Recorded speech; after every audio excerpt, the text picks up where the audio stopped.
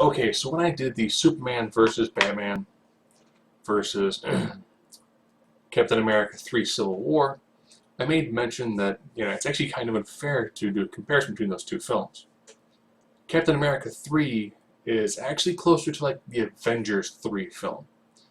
And the fact that it's got two Avengers films, you can kind of remove the two Thor films, two Captain America films, Ant-Man, three Iron Man films. Those ones actually build into this film. So my hands, 8 films.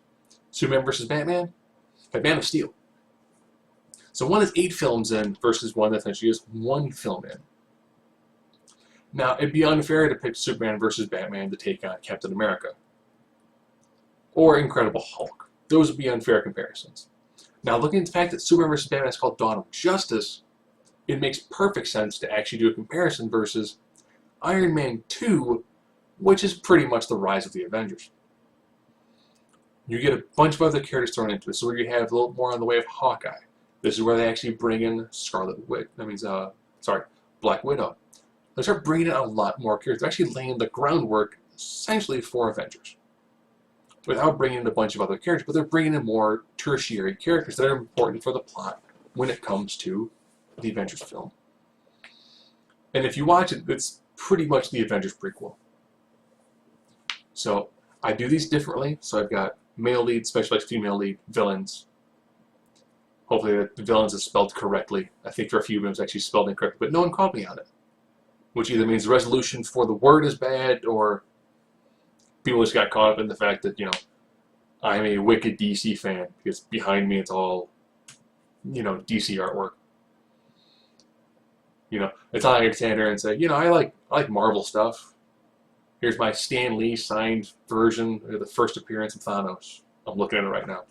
But here we go. Male lead. We'll at least have 2. I want to look at the combination of Robert Downey Jr. and Don Cheadle versus Henry Cavill and Ben Affleck. Don Cheadle, great actor. I still want to see how Terrence Howard would have done this role. But they both do pretty good jobs. I will say Ben Affleck's Batman, a good take on the character. Henry Cavill's Superman is okay. He plays more of the brooding style.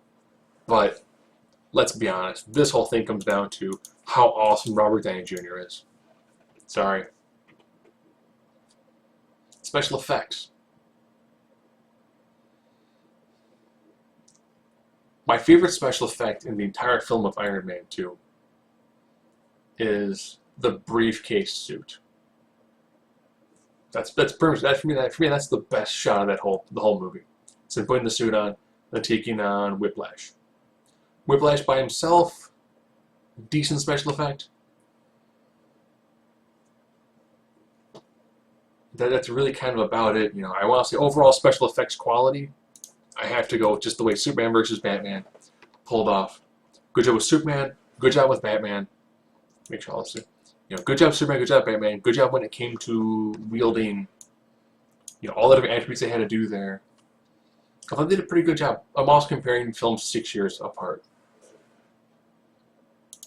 Female leads. Well, now I'm looking at Gwyneth Paltrow's character and Scarlett Johansson.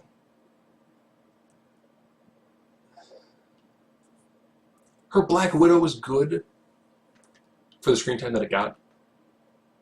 But they also had to throw in, of course, a lingerie photo of Scarlett Johansson into it when he's doing the background check. And Scarlett Johansson's character is kind of just the eye candy, which is partial some of the origin of Black Widow. She's changing, and you've got the driver checking out like, oh. Just in the mirror, and it's like, kind of chauvinistic, really kind of, really depreciates the character. Because if a good guy's making the eyes at her, it's kind of like, well, versus Lois Lane, Amy Adams, and Gal Gadot's Wonder Woman.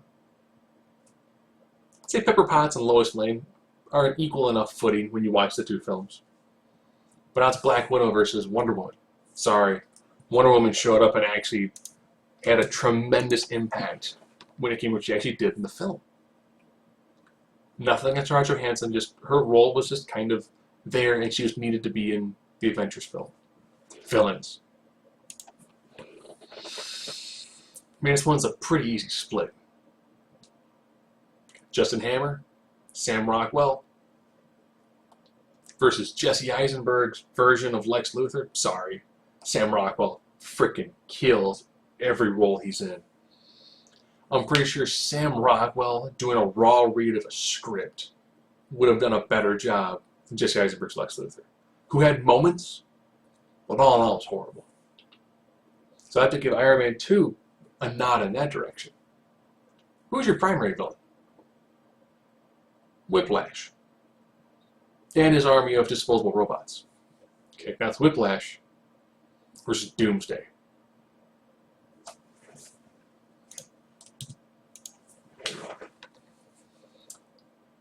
Doomsday, while he started out looking kind of rough like an Oro guy, once he finally got going and became just, the giant, jagged creature that we know him to be, was impressive and killed Superman.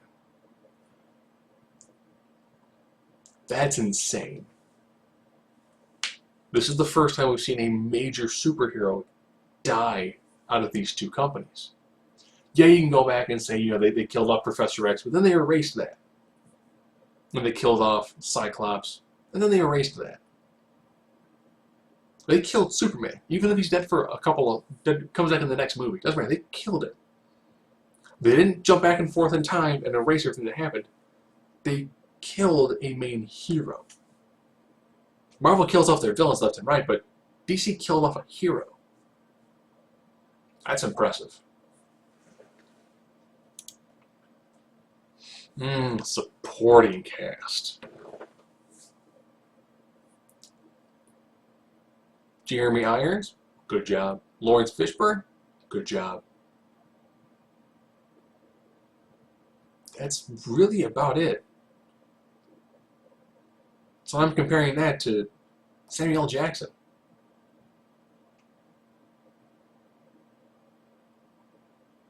And by extension, kind of Hawkeye. I'm sorry, man. Samuel L. Jackson is just... Samuel L. Jackson is amazing in his role as Nick Fury. He's mentioned in the past he's very, very happy that when it came to Ultimate Universe, they actually misappropriated his likeness. Because it's made him so much money. So much money. Do that real quick. There we go. Story. So on one side, you got a story of revenge. Okay? But he's really more upset that he lost a bird. With Justin Hammer being like, Tony's right for the picking, I can take over his business, but I'm not good at it. Okay? And of course, the battle between the Mach 1 suit and Tony's suit. Okay, it's a solid story. Versus Batman reacting to the sheer devastation Superman caused, and knowing that this could be the one fight that's the most important fight he's ever had in his entire life. To be a man to see if he can defeat a god. With another man who's playing those two to try to make sure that, well, if God beats man, then I have to beat the god. If man beats God, I can beat that man. Oh, and I've got Doomsday. I'm becoming really intelligent. Okay, so you both have hero versus hero sort of battles. The only difference is in Iron Man 2, you actually have two characters that know each other well. And then you also have the poisoning side story. And Tony is a kind of alcoholic. But it's also kind of a poor lead-in to the Avengers, where Superman versus Batman had a really solid lead-in as to why the Justice League needs to form. I'd say overall story beats, I would give an edge to Dawn of Justice. Predominantly because that really sets the point of we need to form a team because Darkseid is coming. Where Iron Man 2 is like, well, we got to squeeze in all these characters. That way they don't have to worry about interest in them when it comes to Avengers. People can't get shoehorned in there. Where the shoehorning in for Dawn of Justice was very light. There's a couple of scenes where, it's someone looking at test footage. Alright, money. This is an awkward one. Normally, I just look at domestic. Superman vs. Batman made more its opening weekend than Iron Man 2. Domestically, Superman vs. Batman made $328 million. Unadjusted, Iron Man 2 is $312. Adjusted Iron Man 2 is $320, like $332. So it's just a little bit over. And I was like, okay, so I've got one with the bigger opening weekend in Superman vs. Batman, one with a higher adjusted gross. Well, I'll use World as a typewriter because I've got higher opening weekend, higher total gross, adjusted. Worldwide Iron Man 2, $623. Superman vs. Batman, $870.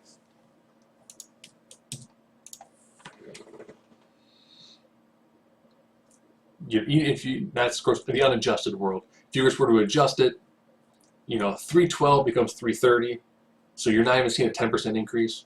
At a 20% increase, you still see that from the world market standpoint, Superman vs. Batman has made more money.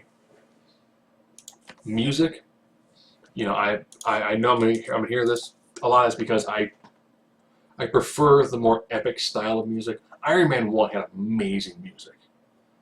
Running some Black Sabbath in there, throwing in a lot more of a more aggressive, so like pseudo metal feel to it was great.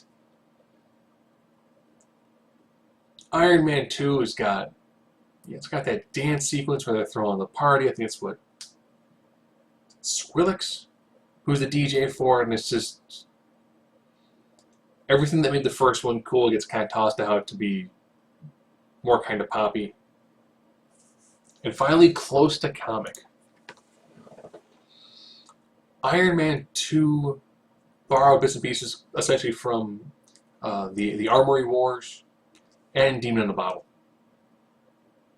Did them both poorly. Demon in a Bottle is this amazing story of Tony becoming an alcoholic and having essentially a feud with the suit. He doesn't trust himself in the suit anymore. And people have to kind of help do an intervention piece for him. They kind of do that in the Iron Man War Machine fight. And it's a good moment in the film. It doesn't really feel like it really leads anywhere. When they do the palladium poisoning. Okay, there's a couple of beats. It's really about it. And on the other side, for Superman vs. Batman: Dawn of Justice, you have the combination of, look, it's the Dark Knight, Dark Knight Returns. Is that what the Dark Knight Returns? So you're the Dark Knight or the Dark Knight Returns. Well, I think the Dark Knight. The seminal Frank Miller work. The problem is they did one after another, and one's really bad. The sequel is horrible. And Death of Superman. And they hit enough beats from both of those that it works very well. So I think if you were to look at these two from that standpoint, looking at a film that's 6 years old and a film that came out this year, because they, in the timeline of the movies, they both essentially really make sense. Superman vs. Batman is actually a much more superior film to Iron Man 2. Now, of course, like all these, feel free to blast me in the comments and I picked two very dissimilar films. But I try to put a logical argument between why I picked them. Like for Deadpool versus Green Lantern, they both starred Ryan Reynolds. He had a love interest that was in the process of either being kidnapped or was kidnapped. Ryan Reynolds' costume is predominantly CGI. There's heavy CGI characters. They both had kind of a wisecracking sidekick. I mean, there's a lot of similarities. Yes, one was actually funny, One is not funny, but was trying to be funny. You know, so those are the beats that actually make sense. You know, did Deadpool fight a giant space fart cloud? No. Could he have? He could have. The movie still made a lot of money. There were little random nods here and there. They're kind of pointless. They both had ending credit sequences, which more or less lead directly into sequels. One will have a sequel, one will not. Now, I know I got it for supporting cast. Mark Strong playing Sinestro was phenomenal. There was discussion, like I said, that even though the Ryan Reynolds Green Lantern movie failed, people were discussing having Mark Strong still play the part of Sinestro if they were to do a reboot. So, that's a different one. So for this one, Superman versus Batman is a more superior film versus Iron Man 2.